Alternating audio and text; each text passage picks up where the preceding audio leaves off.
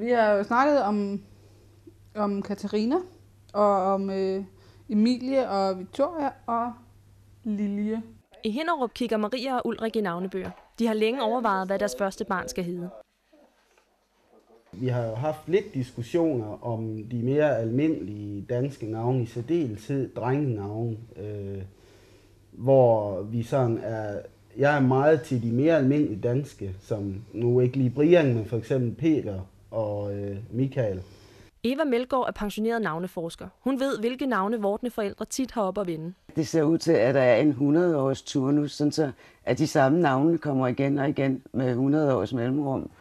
Og det havde vi altså ikke vidst før. Og de navne, der gives til nyfødte børn i dag, det er dem, der var moderne omkring år 1900. Eva Melgaard har skrevet flere navnebøger, hvor hun blandt andet giver forældre gode råd om navngivning.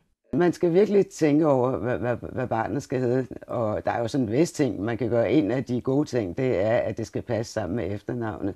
Maria og Ulrik ved, at det er vigtigt, at det er det helt rigtige navn, de finder.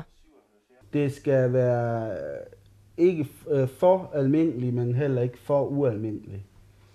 Og det skal ikke være et dobbeltnavn? Det skal ikke være et dobbeltnavn, og det skal passe til, ja, det sagde du, det skal passe sammen med Fenger Svendsen. Der er masser af navne at vælge imellem, og på listen over godkendte navne finder man blandt andet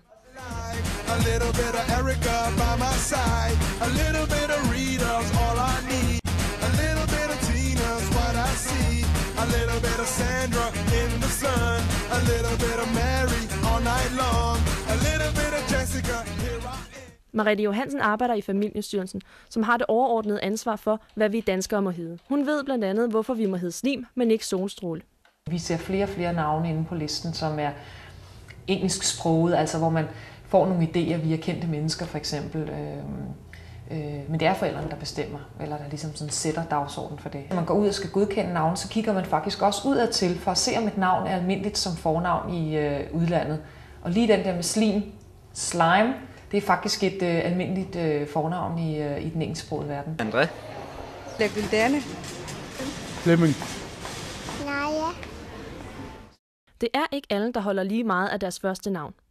Dine forældre har de bedste hensigter, når de vælger navn til dig. Men det er dig, der skal bære navnet gennem hele livet. Og der er altså ingen garanti for, at du kan lide det navn, de giver dig. Og hvad gør man så? Nu er hjælpen at hente ved, at man kan printe sådan et navneskema ud, udfylde det, og så er du godt på vej til at få et nyt navn. Og lidt for Susanne, Birgitte og Hanne, og Tove og Anne, og Lissi og Kis, foruden Agnete, Elisa og Grete, Skemaet kan du finde på personregistrering.dk. En af dem, der har udfyldt skemaet, er Joanna Johansen. Men inden hun klikkede sig hen til skemaet, var hun forbi en numerolog. Jeg fik nogle sådan meget konkrete svar på ting som ved mig selv, som jeg aldrig rigtig har kunne forstå. Det er nu 9 år siden, at Gerda Hansen blev til Savannah Joanna Serena Johansen. Det gjorde hun efter mange års frustration over sit oprindelige navn. Det navn, jeg er døbt med oprindeligt, det har jeg altid hadet. Jeg har aldrig kunne identificere mig med det. Lucy Wittendorf er numerolog.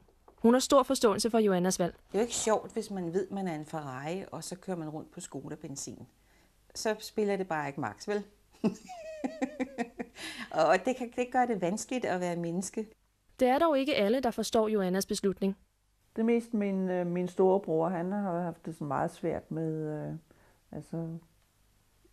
han forbinder det der med, det navn, man er døbt med, det er nærmest som en ære, og det skal man bære. Ikke? Man skal være åben for, hvad intuitionen siger til en.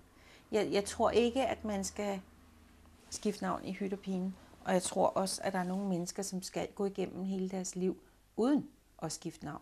Marianne. Anson. Rasmus. Karoline. Vi har været ude for at se, hvordan folk på gaden har det med at skifte navn. Har du nogensinde ændret dit navn? Nej, det har jeg aldrig. Hvorfor har du ikke det? Det har jeg ikke haft behov for. Nu er jeg så speciel, og nu skal jeg også blive ved med at være det. Jeg har faktisk skiftet navn. Hvorfor gjorde du det? Jamen, det ved jeg ikke. Jeg var træt af det navn, jeg havde. Jeg er døbt Lotte, så det synes jeg ikke lige var noget for mig. Så efter mange års sådan tænke frem og tilbage om, hvad jeg ville, så valgte jeg at skifte. Jeg vil bare høre, om du nogensinde har ændret dit navn. Nej, det har jeg ikke. Hvorfor har du ikke det? Fordi jeg hedder Jensen til efternavn, og det er så mange, der skifter ud, så nu synes jeg, det er ved at være værd at beholde det. Nej, det har jeg ikke. Hvorfor har du ikke det? Fordi jeg er ganske godt tilfreds med mit navn. Tilbage i Hinnerup er Maria og Ulrik enige om, hvordan de vil have det, hvis deres barn engang vælger at ændre sit navn. Jeg vil sige, hvis det sker i protest mod for eksempel os som forældre, så vil jeg selvfølgelig tage det, blive meget ked af det, vil jeg sige. Jeg vil sige, hvis det er på grund af numerologi, eller på en eller anden måde nogle af de lidt alternative idéer, det vil jeg have det meget svært med. Ja. Jeg tror bare, at når man har kaldt sit barn et navn i så mange år, så må det være mærkeligt lige pludselig at skulle vende sig til, at de skal hedde noget helt andet, og identificere dem med det. Selvom der er masser af muligheder for at give sit barn et særligt navn, er det de færreste, der gør det. Og i Hinnerup er de blevet enige. Hun skal hedde Victoria. Med C. Ja. Hvorfor bliver det lige Victoria? Men jeg tror, det er et, vi har hængt ved hele tiden. Altså de andre, det har været sådan lidt on and off. Jamen, Ulrik foreslog også i Lilje, og det snakker vi lidt om, og sådan noget, men måske er det for specielt. Victoria ligger i øjeblikket højt på navngivningslisterne. De sidste 20 år har forældrenes foretrukne navne set sådan ud.